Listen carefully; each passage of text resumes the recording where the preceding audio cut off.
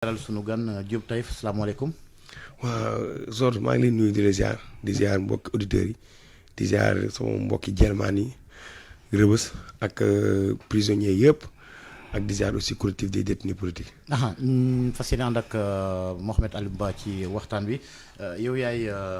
coordonnateur bu collectif bi ñu duppee collectif des ex-détenus politiques ñu fas yéene waxtaane ci collectif boobeek ak la nga xamante ne ñoom la ñuy dund ak la nga xamante ne ici moo di xew-xew jamono waaye laataa loolu ab xibaar xam naa ne dégg nga ko sax Maïmouna Ndour Faye mii di ab taskatu xibaar nekk njiital télé bi di 7TV ñu agressé ko jam ko paaka ba jamono ji mu ngi urgence loolu noo ko jàngatee ci langu politique gi ndax ci gannaaw ab émission la ko amee. waaw d'abord loolu du ma ci sori parce que nekkul jitte émission bi parce que jëmm jooju nga tudd yàgg na ñoo chargé yàgg naa wax si ñun lu bon. du tey ñu wax ko. yàgg naa wax si ñun. ay tiis ay fen te lépp it li ko lal mun nga peut-être bàyyi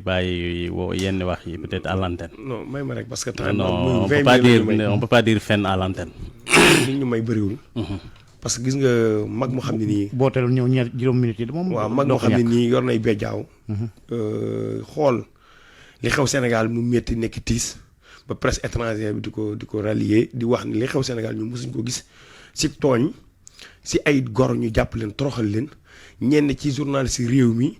di cautionner loolu di défendre ñooñu parce que ñun gis nga agenda bii ma yor agenda bi mboolem journal boo xam ne nii nekk naa ko 11 mois 17 jours Rëbës rek bind naa titre yi ñu ci titre li nga wax si ñun loolu lépp noté naa ko ba noté aussi recensement mboolem patriote boo xam ne. en terme clair métit la woo lu xew mais soo xoolee non waxuma man dama cautionner violence du ma cautionner mais dama ne jëmm jooju dama ci passé du temps parce que kooku musta wax si ñun lu baax. te tey ji yàlla dogal na ñu bari si ñun génn nañ justice moo leen relaxé purement et simplement am na nga xam ne def nañ 9 mois man mii def naa 11 mois 17 jours justice moo na ma demal waaye léegi ana gros titres yi ñu doon def ay gros titres di wax naan ay cocktail Molotov ñii ñoo taal lii ñii ñoo def lii ay jihadistes lañ ay terroristes lañ islam ba bërki démb rek moom toog na daan ne moom si moom en personne parce que ñun dañ koy plainte tey ji la waroon déposer plainte à 11 heures au niveau du tribunal grande instance bu Dakar devant le procureur de la République parce que mënul ay gor presque 1500 quelques nit ñu jàpp leen jaay leen doole ñu génn ñu seetal leen ay mineurs nekk ci ñoo xam dañ leen torture moom mu taxaw daal di ministre parce que. ex ministre est-ce que loolu aussi. ci laaj bi nga laaj ci ab émission mu toog. ministre déglu ma rek may ma àggale est-ce que loolu aussi may ma àggale jar na. waaw may ma àggale nga cautionné par exemple. dal na ko sama début wax nee naa la man du ma cautionné violence. fitna moom moo tax ñu posé la question ci li ka dal. mais jëmm ji laa lay wax mooy kan ak ban taxawaay la am suñu ñun. ak ku mën di doon ci biir réew mi. non déggoo ma nee naa la liñ ko def xoolal suñu noonu sax yéenu man sama noonu sax yéenu ma ko loolu mais dama ne jëmm jooju mooy kan laa wax barki démb toog na ak garde des siwo Ismaïla Madior Fall ne ko man mënumaa comprendre ngeen jàpp ay terroristes 9 mois ñu tëj leen jekk-jekk bàyyi leen ana ñi rey mel ni moom dafa gis Diop Taïf yor fetal rey wala dafa gis Omar Camara wala Pape Fara jël jaasi rey nit. mais looloo nag ci charge yi nga xamante ne moom la yoon jàppoon tax sax bu ñu yóbbu leen ca kaso. waaw léegi nag loolu nag moom danañ ko woo ci yoon mu leeral ko ba xam moom dafa gis kenn ku ñun ay terroristes wala ay. léegi Diop Taïf lu ma la bëggoon laaj est-ce que le type de discours bi ngay wax nii à l'antenne est-ce que lii bokkul ci luy encourager la violence comme lu ko dal ni li ko jéem a justifier nu nga koy waxee nii. xam nga déggoo man li ko dal lijjantiwuma ko yéenuma ko nit mais violence xam nga mooy lan mooy tëj nit diaboliser ko traiter tous les noms d'oiseaux ay criminels lañ ay terroristes lañ te am si ñoo xam ne ñu bari dañ leen bàyyi am ñoo xam ne bari nañ leen demuñu sax enquête am ñoo xam ne dañ leen a toroxal seen famille tas na seen i jabar tas na dem ñibbi ñii seen fañ la ko fi ñu lee woon presque 11 mois dañ leen di génnee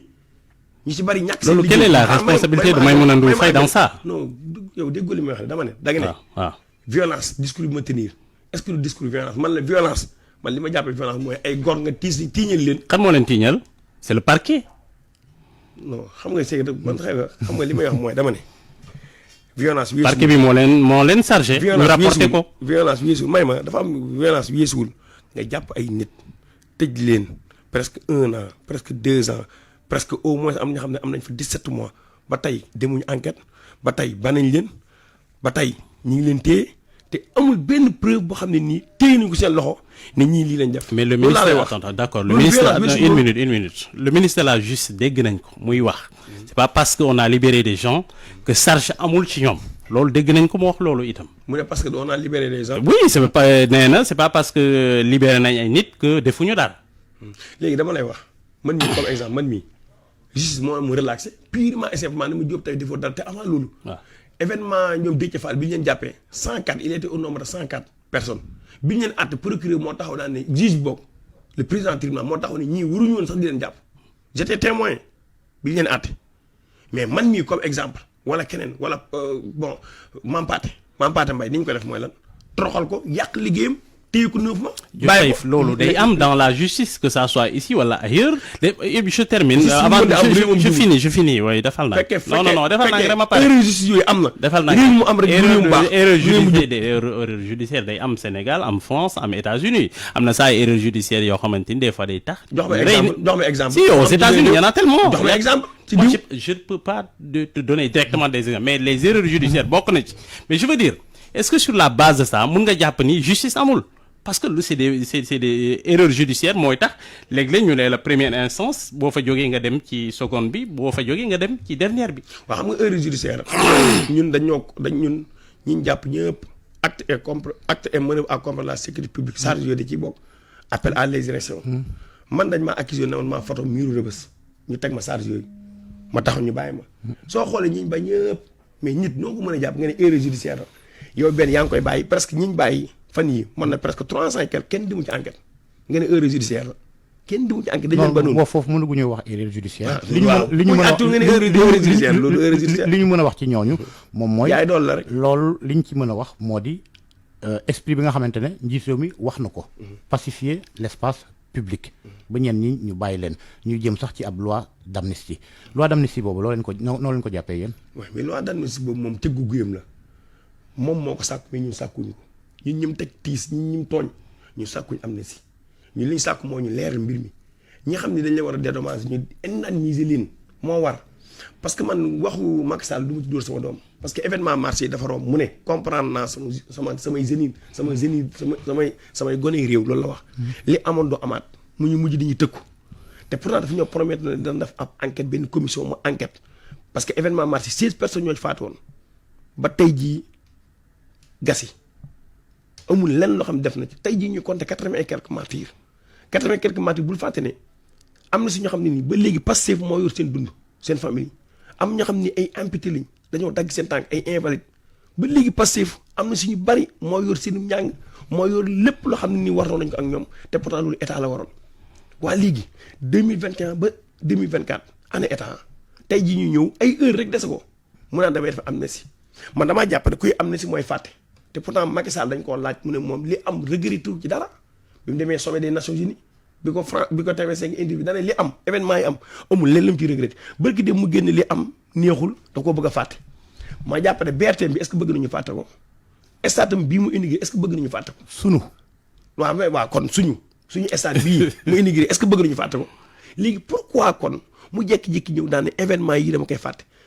nañ ko fàtte bu jeex ñu indi jàmm te suñu borom dafa wax lu am solo nee na fàttaliw day wàcc yërmande fàttaliw day tax doomu aadama yi lépp loo xam ni defoon nañ ko ñu mu dekk ay tëkku si ñoom ba dootuñ ko defaat. mais tey jii nag may ma kon nag tey jii nag soo gisee mu ne day indi ay loi amnistie ñun sàkkuñ ko famille des détenus sàkkuñ ko ñun détenus sàkkuñ ko waaye nag nit loo koy sangeete moom bëggul sangu bëggul set. d'accord léegi ci loolu ci amnistie bi ngay wax noonu mais loolu c'est pas nouveau c'est prévu amnistie da nga koy gis ñu def ko par exemple presque tous les présidents de la République à commencer par Léopold Sédar Senghor def nañ ko donc c'est pas quelque chose loo xamante ni lu bees ci Sénégal.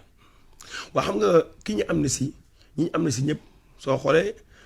benn juge lañu rayoon kooku ay mbokkam kooku Abdou Diouf la waaw ab juge lañu rayoon maître Sey waaw moom lañu rayoon waaw xam nga kooku da nga ne parti bii nga tooñ yow famille bii nga tooñ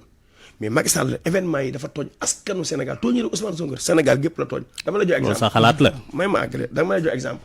Macky Sall jàpp na ay élèves Macky Sall jàpp na ay étudiants Macky Sall jàpp na ay commerçants jàpp na ay imam jàpp na ay sëriñ daara jàpp na ay sëriñ ñoo xam ne ay sang lañ ñu toroxal leen tëj leen fii am ñoo xam ne dañ leen a rey am ñoo xam ne dañ cee doxee ñàkk liggéey am ñoo xam ne mëntuñu liggéey parce que seen i ceeb dàgg na ak ñu yàqule également ak ñu yàqule ñëpp ñooñu loolu moom du Macky Sall waaw te image yi xaaral ma àggale te yow gis nga image police jël fetal dóor ni mu faatu le gosse de passé mais on a mis vu aussi des gens ñi dem taal ay kër jàmbur léegi nag fekk loolu lépp am na xam nga daal lañ ko wax loolu impunité la te Macky Sall bokk na ci ay valeurs ancestrales yoo xam ne nii Sénégal doon nañ ko xaar ci moom moo koy incarné ngor jom fu la fayda bëgg sa réew mais aussi nag ak jaay doole moo fee jeex ci ñum réew loolu la waxoon discours bi mu njëkk tenir loolu la wax Radisson dafa wax daan ne discours bi kat sama yaram wax dëgg yàlla ak samay xel fenn képp lay dem mooy matière yi xam ni 11 personnes faatu nañ ci 2011 waaye léegi ne est-ce que discours bi mu waxoon Radisson est-ce que tey dana ko jëlaat ko bind loolu jox na ko wax du ko waxaat parce que regret mi ngi ci mais déception mi ngi ci mais y a aussi lenn loo xam ne nit ñi duñ ko nangu parce que damaa gëm ne loi bii mu bëgg a def danoo dem parce que ñun on a une majorité mécanique au niveau de l'ensemble day jàll mais damaa gëm ne lépp loxo def loxo dana ko dindi. y a pas de majorité mécanique là-bas à l'Assemblée hein. non si y a une majorité mécanique. non naka la nekkee majorité mécanique. gis nga Georges Déthié li may wax mooy sëñ bi li am Sénégal fekkee mu am ci yeneen réew damaa jàpp ne foofu mënuñ koo wooye lu dul anarchie parce que quoi qu'on puisse dire rek nit lu mu def rek ay responsabilité am da cay nekk te damaa gëm ne événement yi am yëpp responsabilité bi kenn képp mooy Macky Sall parce que nag li mu warloo Sénégal xam nga mooy lan mooy bépp Sénégalais mu warloo ko su feebaree dafa war a faju su bëggee jàng dafa war a jàng su bëggee liggéey mu jox ko liggéey. est-ce que aussi loolu ñu xaar ci moom est-ce que aussi askan wi amu ci responsabilité par rapport à la citoyenneté ndax ku nekk mën ngaa wone sa mer waaye itam nga am na nga ko defee. damaa gëm ne askan wi jàkkaaroo Macky Sall lenn rek lañ ko jaay muy bëgg sa réew. mais bëgg sa réew bay dem di bay ay taal ay station dugg di taal ay kër yu ni mel est-ce que loolu citoyenneté la. may misgi la gis nga liñ ko ñi jàkkaaroo Macky Sall seen seul défaut mooy ne dañoo bëgg sa réew dama leen jox exemple. waaw mais dama la ne est-ce que bëgg sa réew. jar na di dem di taal kër jàmbur dem itam di taal ay station di yàq li nga xamante ni ñun ñëpp a ko bokk. ñi ña ñoo taal de biñ taxawee justice ñun ñëpp ku ci taxaw si dañ. waaw mais gis nañ loolu am na kenn ku ci mës a condamné ne amul. est-ce que taaluñ kër. léegi dama lay ñëw non dama la laaj taal nañ kër wala taaluñ kër. may ma ñëw foofu gis nga li man na ñoom bëgg sa réew lañ def mooy ñun ña xam dañ ñoo jàpp accusé ñu ñoo taal station ñoo taal kër ñoo rey bii sa nangam terroriste expliqué yooyu ñun ñi ngi rëbës mais soo xoolee de rëbës dañ faa bàyyi suñu empreinte parce que soo xoolee lépp loo xam ne day yëngatu lépp loo xam ne nii day woyafal suñu nekkin foofu ñi giñ ay terroristes ñi giñ ay forces spéciales ñoom ñooy liggéey boobu demal plomberie Youssou moo ko yor ab patriote la nga dem imaam yi nekk rëbës ñi ci ëpp ay manifestants la. conversion day am. baal ma àggale soo ñëwee nga xool emploi yi censure ñi nga xam dañuy séddale ay bagages di ko yóbbu sàmm ñoom ñëpp ñi si ëpp ay manifestants lañ nga ñëw aussi si emploi yi nga ñëw si booce yi ñoom ñëpp ay manifestants lañ te pourtant ñoom tey la Macky Sall doon wax démb naan ay terroristes ay jaxaadis lañ mën a jox exemple ñooñu ne ay ñetti ay lañ pourtant ñoom de kenn ku nekk néegam kànnaaru 2000 francs moo koy tëj xam nga lii ma lay wax ni ku ko dund lu ko fekk ku ko dund mënu ko nettali man damaa nekk ñëw rëbës kenn ku mës a violenté benn garde amul kenn ku mës a jéem a essayé naan day rëcc sax amul ñun ñi ñëpp attitude bañ fa am yàlla xam na ne soo demee administration pénitentiaire mu ne ñii ay roykaay lañ parce que soo xoolee quoi qu'on puisse dire rek damaa jàpp rek nga ne jàpp nga ay terroriste jàpp nga ay criminel nga xeexee ba leen pourtant bal tàkkul sagar xeeñul événement yi ñi ngi génnee nit ñi presque une semaine ñi ngi génne nit ñi presque li ñu génne mën na 500 et quelques personnes est-ce que mën ngaa dégg ñu am na attentat terroriste est-ce que mën ngaa dégg ñu ne kii def nii tey jii moom lañ nekkoon na rëbës moom lañ doon accusé di ko diaboliser expliqué c'est que loolu mooy problème bi c'est que li may wax mooy Sénégal yi dañ nañ ci réer xam nañ li xew mooy dañoo jàpp ay doomu jàmbur tënk leen lenn képp moo seen defu wala lenn képp mooy erreur bi ñu def mooy dañoo bëgg seen réew. Alors donc Diop Taïf quand même peut-être je reviens ci Georges Déthié lu mu wax lu nga dressé peut-être profil ñi ñu jot a yóbbu prison defuñu dara si je comprends bien loolu nga bëgg a wax. mais on était là entre 2021 et 2023 on a vu saccage yi ñu def ci manifestation yi dem di taal ay kër jàmbur loo xamante ni ñëpp gis nañ ko. léegi dama munoo bañ loolu. waaw li tax man la defuñu dara dama ciy gisul xam nga ku def dara dañ koy. mais c'est la police et la gendarmerie moo leen jàpp yóbbu. dama posé question dama ne ñi xam ne defuñu dara ku def dara juste moo nag kii daa def dara. dama ne ñiñ téye tey ak ñiñ bàyyi tey amul kenn kuñ si condamné. loolu daf may ba léegi may réclame ni ñi ay innocent lañ. amul kenn kuñ si condamné may wax Fadilou Keita. léegi Fadilou Keita lan la def léegi nee nañ question la posé. te pourtant am na presque 14 mois rëbës. léegi. yàgg si. dañu Ousmane Sonko la bëggoon rey Ousmane Sonko lii même taxaw ne yar gi si bëgg maa rey Diop parce que wóolu naa ko déglu ma ko 11 mois kaso déglu ma léegi ngeen taxawal maintenant pour jeexal ndax li ñu jël ci waxtu jeex na ngeen taxawal ab collectif bi lu ko tax a jóg. waaw collectif bi li ko tax a jóg mooy collectif bi ñun avant ñuy génn lañ ko waxoon rëbës dañu ñun képp ku ci génn si ñun na nga défendre cause bi mooy lan nañ fexe ba suñu morom génn loolu moo waral biñ génnee ñun yàlla dogal ñu génn parce que ña fa toog gënuñ leen yàlla moo dogal tawfeex rek ñu bokk ci njëkk génn ñu ne kon nañ dajalee ñi xam ne nii def nañu rëbës wala def nañ ci yeneen prison yi ñu toog waxtaanee lan mooy pexe mi tax suñ ko defee ñii danañ génn mooy suñu frères yi ñu nekk Rebeuss wala ñu nekk si yeneen prison yi Sénégal leen li aussi mooy ñu suivi leen c'est-à-dire ñu encadré leen ku ci feebar Fatima Mbengue maa ngi koy sant bu baax ak équipe bi maître kan ñoom parce que ñoom ils nous ont toujours accompagnés à travers ces épreuves mars 2021 jusqu'à nos jours Pastef lépp loo xam nii ab détenu politique soxla na ko Pastef moo lay taxaw fekkee da ngaa feebar moom moo lay faj dina manière gratuite fekkee da nga doon jàng ñoom ñooy lijjanti bourse accompagner la accompagnement boobu nag ci lañ nekk soo xoolee fan yi ku génn dañ lay jox paas te loolu yàgg na mars 2021 la xewoon kon nag ñun quoi qu'on peut se dire rek taxawaay bi ñu am collectif mooy benn danañ défendre intérêt yi détenu yi c'est-à-dire mooy nguur gi xam ne nii day daan parce que kii moom jeexal ay heure mën a des ñu accompagner leen si indemnisation ci frais de réparation mais loolu it aussi danañ gën a taxaw ba xam ne nii ñu leeral ne